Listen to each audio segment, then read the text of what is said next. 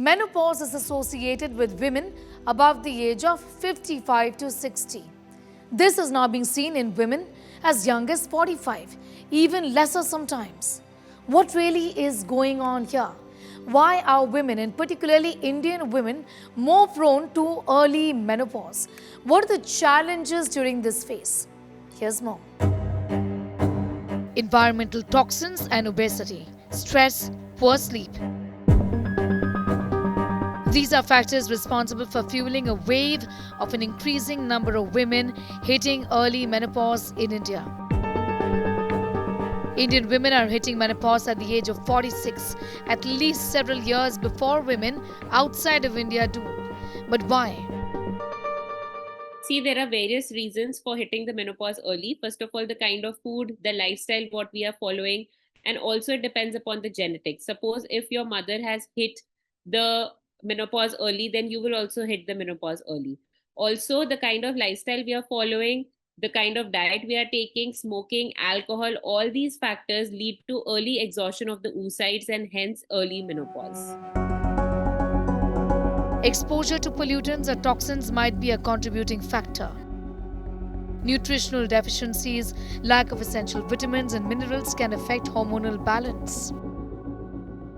See, pollution is affecting our entire body in various ways. Why pollution is affecting everything is because it is causing oxidization of all the cells in the body. What it is causing is it is causing a early exhaustion of the oocytes and hence early menopause. Why early exhaustion of oocytes? Because it is causing early aging. The aging of the all the tissues in our body is happening at a faster rate because of the pollution. Menopause increases the risk of osteoporosis, heart disease, thyroid imbalance, and depression. The decline in estrogen levels in the body affects not just a woman's reproductive health, but also her bones, her metabolism, and the cardiovascular system.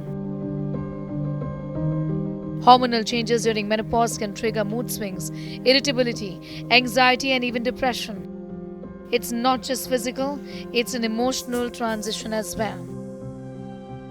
All these hormonal shifts that are happening, that is menarche is happening at an early age, menopause is happening at an early age, so there is a drastic shift that is happening, and there is a drastic shift that is happening because of the hormonal changes. So how do we take care of it? The most important thing is the lifestyle. Suppose you feel that you are attaining menopause, or like there is a gap of periods, there are no periods for 3 months, 4 months, 6 months. In all these scenarios where you feel that there is some hormonal shift that is happening in your body, you should get your hormonal profile done.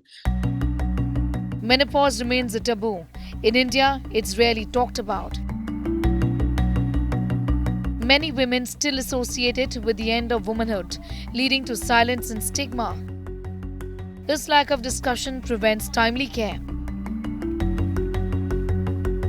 Awareness about perimenopause is also very low in India. If you're having any kind of symptoms like hot flashes, changes in the menstrual patterns, mood changes, vaginal dryness, we have treatment for everything. We have treatment so that we can make you go through this phase easily, and we make it easier for you by giving hormone replacement therapy that is going to help you with your bone health, with your heart health, because estrogen is needed for every inch, every part of your body. Well, the week gone by saw us commemorate World Stroke Day. To put the spotlight on this problem, there's been a sharp rise in strokes among young Indians, with 15 to 20% of patients now under the age of 45 years of age. Modern lifestyles, air pollution, stress, early onset metabolic diseases are accelerating vascular aging and increasing India's stroke burden.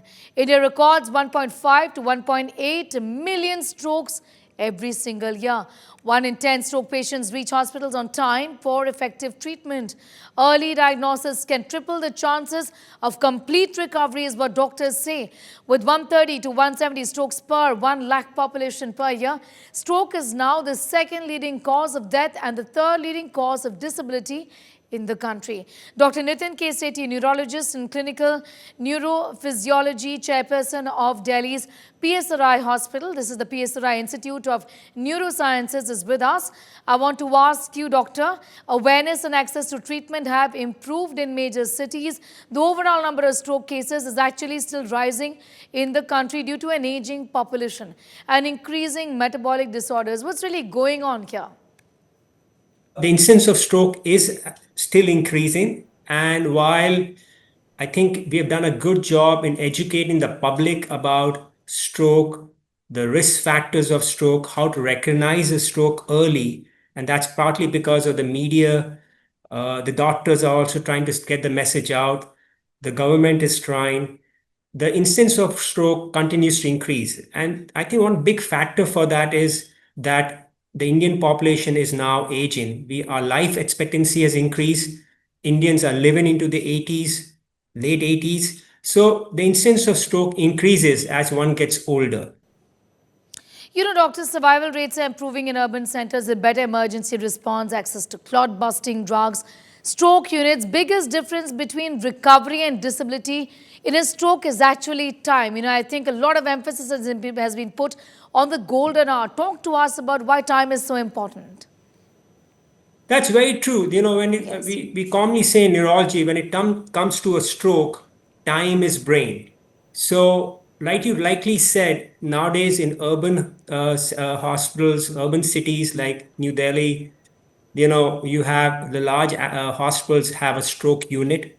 So if you reach a stroke unit in time, a hospital in time, there's a window period. It's called a golden hour. It's usually around 3.5 to 4.5 hours. So if you reach within that window period, sometimes you can give these drugs, which are clot busting drugs. And if it's a ischemic stroke, you can lyse the clot, re-establish the blood flow, and you can prevent the disability. It's very important to understand stroke is a very common cause of disability in the world. True. You have a stroke and you're left behind with right arm, right leg weakness. You cannot speak. Your balance is off. It's lifelong disability. So it's very important that people realize that when it comes to stroke, time is brain. You know, I want to ask you, doctor, what's the profile of stroke patients in India? I understand that it seems to be changing over the last 1 decade or so. The younger people seem to be becoming just, you know, more prone to this, isn't it? I agree. I think the profile of the typical stroke patient is changing in India. And I think part of that is because the Indian population, our lifestyle is changing. So, for example, the traditional risk factors for stroke are uncontrolled blood pressure, if your blood sugar is not controlled, if you have high cholesterol, if, for example, you're a smoker, you're chewing a lot of tobacco, pan parag, if you're obese, lack of exercise. What is happening now is that while these factors still are the major risk factors for stroke, yes, one thing which has changed is lifestyle. Our diet has changed. It's become very westernized diet. Our stress levels have gone up a lot.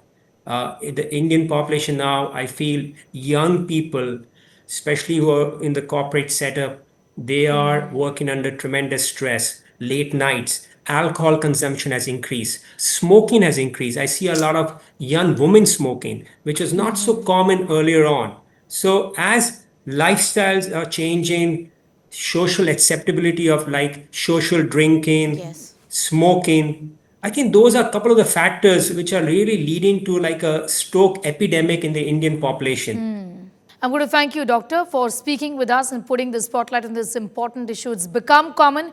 Younger people are getting affected, and a lot of that has got to do with their lifestyle. So you have all the information that you have to know, that you need to know on strokes and how to prevent them. Thanking you, doctor. Well, that brings us to the end of this edition of Health 360. We hope you enjoyed watching the show as much as we did, putting it together for you. You can see these reports and much more up on our website, that's indiatoday.in. You can download the app as well. Twitter, X, Facebook, Instagram and YouTube. That's where all of these reports go into as well. Our hashtag is Health 360, Health 360 Plus. Do not forget to like, subscribe and share.